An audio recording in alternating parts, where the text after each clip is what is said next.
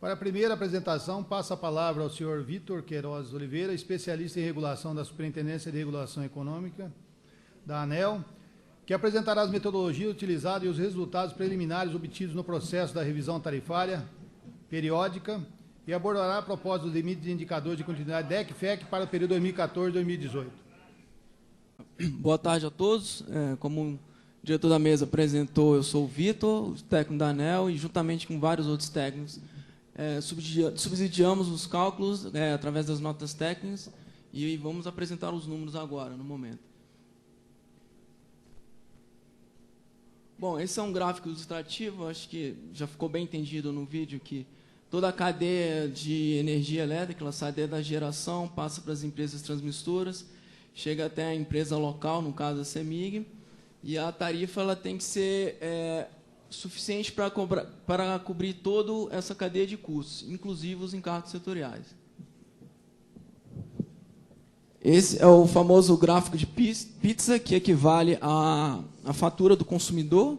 Como ela está dividida, 27% desses recursos vão para a distribuidora se manter, 30% para comprar energia, 3% para a transmissão, 7,7% para os encargos setoriais e 30% para os impostos, sendo que 24% de ICMS e 6,5% PIS/COFINS.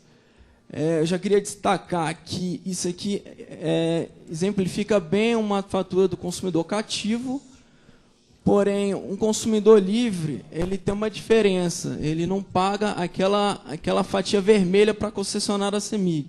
Ele estabelece contratos de compra de energia com terceiros.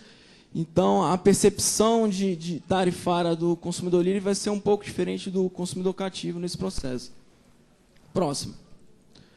Bom, o efeito médio para o consumidor, considerando todos os consumidores, tanto os livres cativos, é em torno de 6,36%, que é uma combinação de várias parcelas, encargos setoriais, transmissão, geração, distribuição e os financeiros. Nos encargos, ali está tendo um impacto de 3%.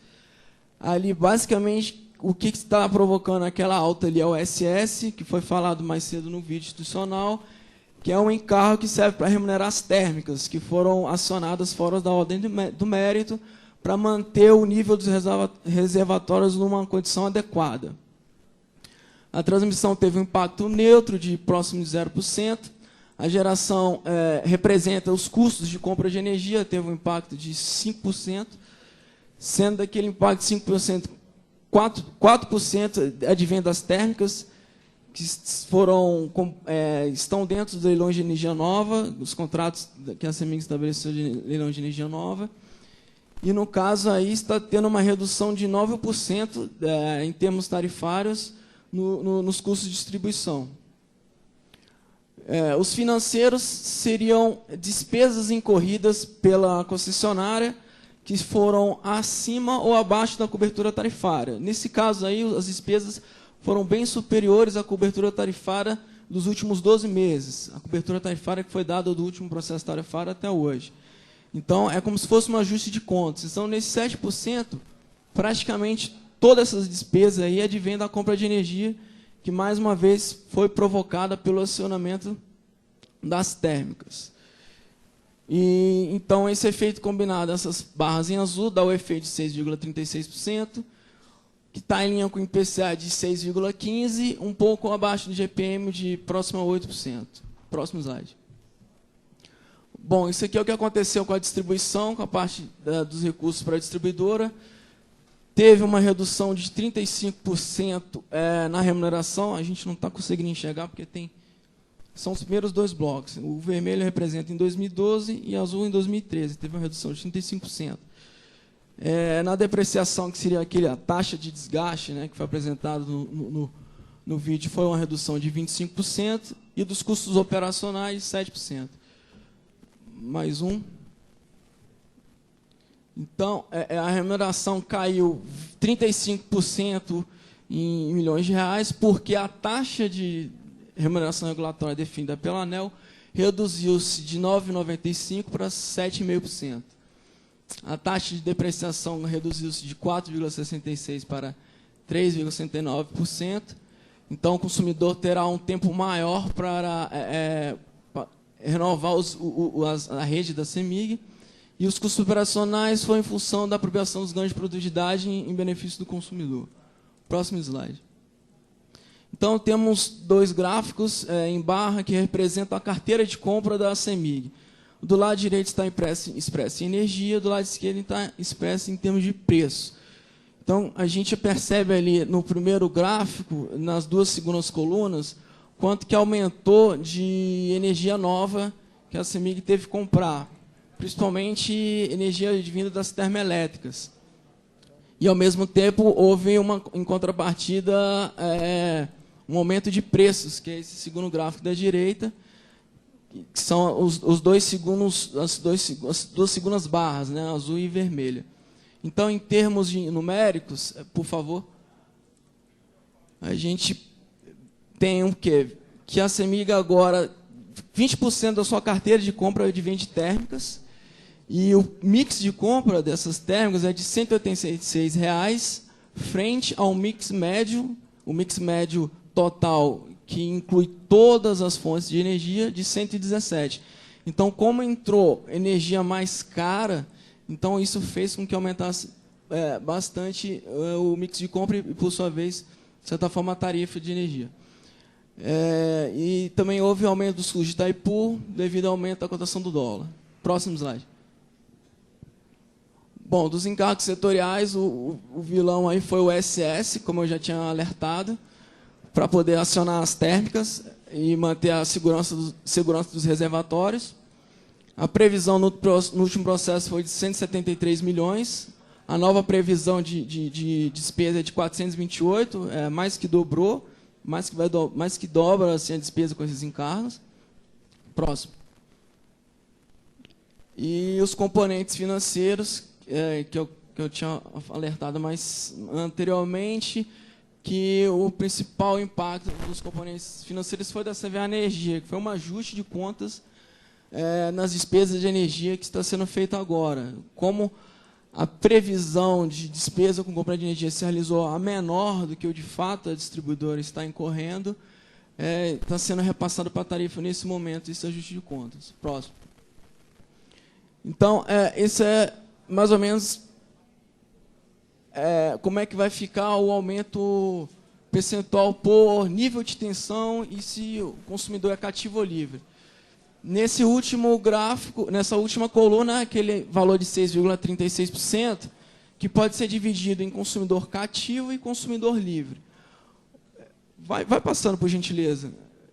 6,36%. Esse de 35% é a redução que o consumidor livre vai perceber por conta da redução dos custos de distribuição, mas, porém, ele vai ter um aumento de compra de energia com terceiros, que não está sendo exemplificado nesse slide, porque ele estabelece contratos com N geradores, mas certamente ele está tendo também um aumento dos custos de energia por conta do acionamento das térmicas.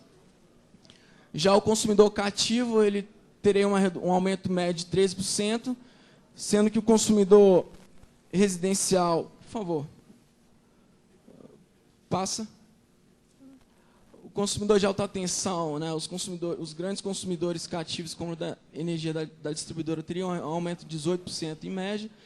Já o consumidor residencial, de 9%. Por favor, próximo. Bom, agora falando um pouquinho dos indicadores de continuidade, que seriam os indicadores de qualidade, né? Temos o DEC e o FEC, que são indicadores coletivos que medem a qualidade de um conjunto de unidades consumidoras. O DEC mede a quantidade de horas que um conjunto de unidades consumidoras fica sem energia, e o FEC a quantidade de vezes que esse conjunto de unidades consumidoras fica sem energia num determinado período.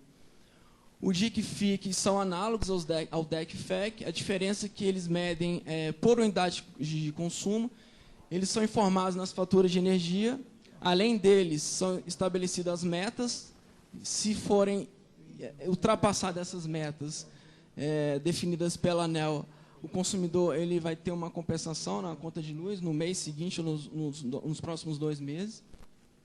Próximo. E isso aqui representa graficamente como que está a evolução da qualidade em termos de duração, de interrupção. Então, a CEMIG ela esteve dentro da meta em 3 anos, 2006, 2007 e 2010, e infringiu os indicadores nos demais anos, 2007, 2008, 11, 12 e 2009. A linha contínua para frente é o que a ANEEL está exigindo de qualidade para os próximos 5 anos. Próximo. No caso do FEC, a concessionária tem conseguido manter bem abaixo dos limites definidos pela agência. Próximo. E esse aqui é um panorama do Brasil, né? A partir de 2009, o Brasil como um todo, em termos de duração de horas sem energia, superou os limites definidos pela ANEEL a partir de 2009, sendo que em 2012 o país ficou 18 horas em média sem luz, sendo que no gráfico anterior a gente deve ter passado rapidamente, mas a CEMIG em 2012 ficou em torno de 14 horas. Conseguiu ficar melhor em relação ao Brasil. Próximo. O FEC, o Brasil como um todo está bem estável e tem cumprido as metas estabelecidas pela agência. Próximo. Em termos de ranking de qualidade, em 2011, em torno de 60 distribuidoras que a gente faz essa medição, a CEMIG encontra-se em 20º lugar. Em termos de qualidade, na frente dela tem empresas como a Coelce, no Ceará, a Semar, no Maranhão, empresas do interior de São Paulo, e atrás dela, em termos de qualidade, a Eletropaulo, na capital paulista, a Ampla, no Rio de Janeiro, a Light, também no Rio. Próximo. Em termos de compensação, a CEMIG pagou em torno de 20 bilhões de reais em 2010 para 11 mil unidades consumidoras. E em 2011, para 9 mil unidades consumidoras, ela pagou 25 bilhões para compensar o fato de ter infringido os indicadores de qualidade de ICFIC. Bom, para terminar, próximo. O processo continua, ele termina na semana anterior à alteração tarifária da CEMIG, que vai ser no dia 8 de abril desse ano. E mais informações nesse endereço da ANEEL, Espaço do Consumidor, audiências públicas e consultas, audiências públicas, depois a audiência ano 2013, a audiência 02. Obrigado.